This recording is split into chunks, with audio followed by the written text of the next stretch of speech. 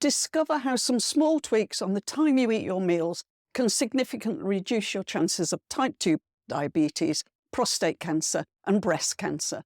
How would that be, being less likely to develop type 2 diabetes, prostate cancer, or breast cancer? Be wonderful, wouldn't it? I'll also talk about whether skipping breakfast helps weight loss, if that's what you're trying to do.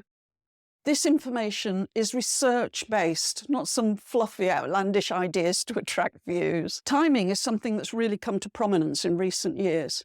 10, 15 years ago, nobody was really talking about the importance of mealtime, except in terms of, don't eat cheese because it might give you bad dreams and things like that. But the research now is showing that meal timing can have a really big effect on your health. So let's have a look at it. Why is timing important? Your physical system varies through the day. Metabolism, hormone production, and digestion are all affected by the time of the day. And actually, we know that our body isn't the same throughout the day. If you think about it, you know that certain times of the day you feel more energetic, other times you feel less energetic, sometimes you feel more sluggish. The time of day really does affect us. Cortisol is a hormone that helps us wake up and feel alert, hopefully. This is highest in the morning and it stimulates appetite. Insulin sensitivity tends to be highest around midday, so that makes this an ideal time for the largest meal of the day. And as evening approaches, our bodies prepare for rest, so digestion slows. So what does all this tell us? Well, you probably have realised already, but let me just confirm it for you. We should eat our main meal around midday. Our evening meal should be smaller than lunch. Now, I know in practical terms that isn't always possible. People go to work, they have family commitments, all sorts of things can happen. But you can work towards this. You can work towards having a bigger lunch and then having less in the evening. Of course, it's important not just to increase your lunch size and leave your evening meal as it was. If you do that, you'll start to put on weight. Let's talk about time-limited fasting. I think it's just a dreadful phrase. I wish the scientists would come up with a different phrase for this.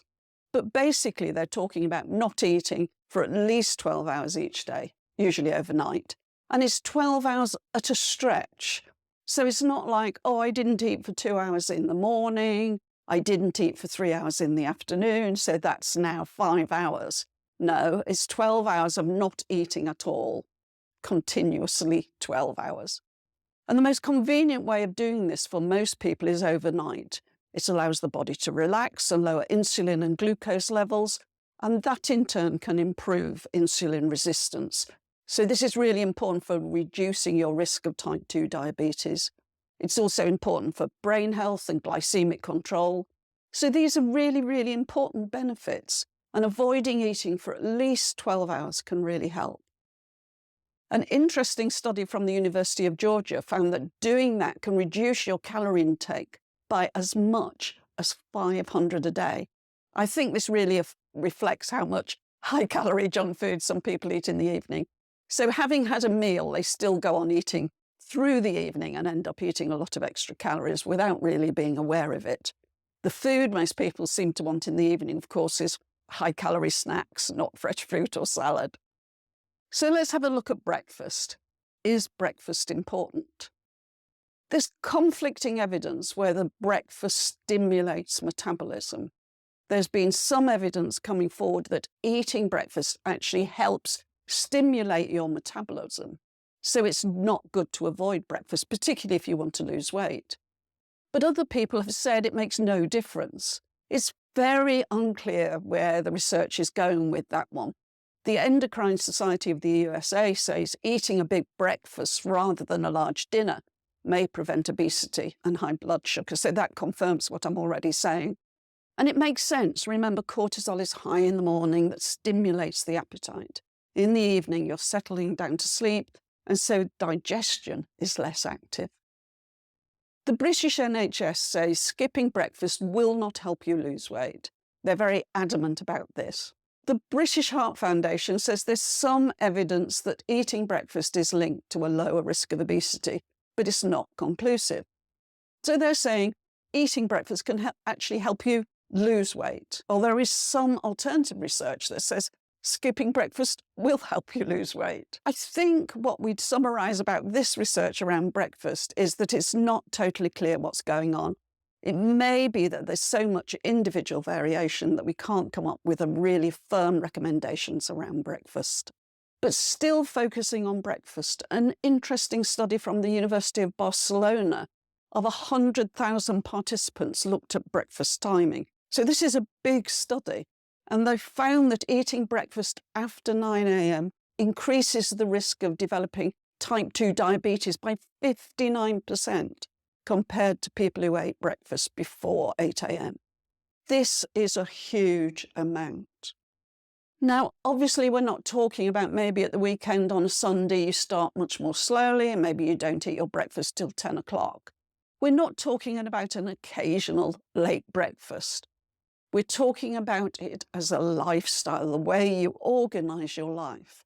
So it increases the risk by 59% compared to people who ate breakfast before 8 a.m. That's a really significant amount. And this is a big study. It's not a study of 10 people. There were 100,000 participants in the study. Links to this and the other research are in the video description. Oh, and please remember to like this video and sign up to get more videos like this. Also from the University of Barcelona, they looked at evening eating and they found that having the final meal before 7 p.m. is very beneficial for type 2 diabetes prevention. So again, another aspect of helping to prevent type 2 diabetes. They also found that having an early supper before 9 p.m. lowers the risk of prostate and breast cancer. For me, an early supper is not eating at 8 o'clock or something like that, but that's the phrase the researchers used. They found that an early supper before 9 p.m. or leaving an interval of at least 2 hours before going to bed are both associated with a 20% lower risk of breast and prostate cancer. Again, a really significant reduction in risks. Why do you feel hungry in the evening? A lot of snacking can be out of habit. It's what you do in the evening while you watch a film or something like that. Your circadian rhythm means you are hungrier for high-calorie foods at night. This seems like a design defect that we actually want high-calorie foods at night when we should least be eating them. Being short of sleep affects your hormones that are linked to hunger, appetite, and body weight regulation. So if you're generally late to bed, then you're likely to have more problems in the evening, resisting eating. So yet another reason to go to bed. And finally, people often confuse hunger with tiredness. So if you're tired, you can feel down, lethargic, no energy. Then you think, what do I need to do? Oh, I need something to pick me up. I need a bit of energy. And so you eat. And often, actually, it's not the right answer. So how do you reduce or eliminate evening eating? The first one is to go to bed earlier, which you may need to do anyway for your general health and well-being. Change your habits if they're too strongly associated with eating in the evening. It's surprising how even, say, moving to a different chair while you watch a film can actually interrupt that habit and make a big difference. Try mindfulness. There's lots of apps, Headspace, Calm, Medito. Mindfulness helps you become more aware of mindless eating, and the apps can also help you get to sleep more easily. Clean your teeth straight after your evening meal. That can signal to your mind and body that eating for the evening is now over.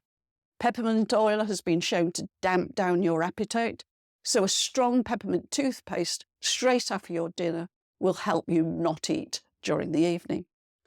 To summarise what we know, there's conflicting evidence about the importance of eating breakfast for weight loss. Eat breakfast before 8 a.m. to reduce your risk of type 2 diabetes. Don't eat your largest meal in the evening. Stop eating in the evening by 7 p.m. to reduce your risk of type 2 diabetes. There's a significant health benefits from not eating for 12 hours at a stretch.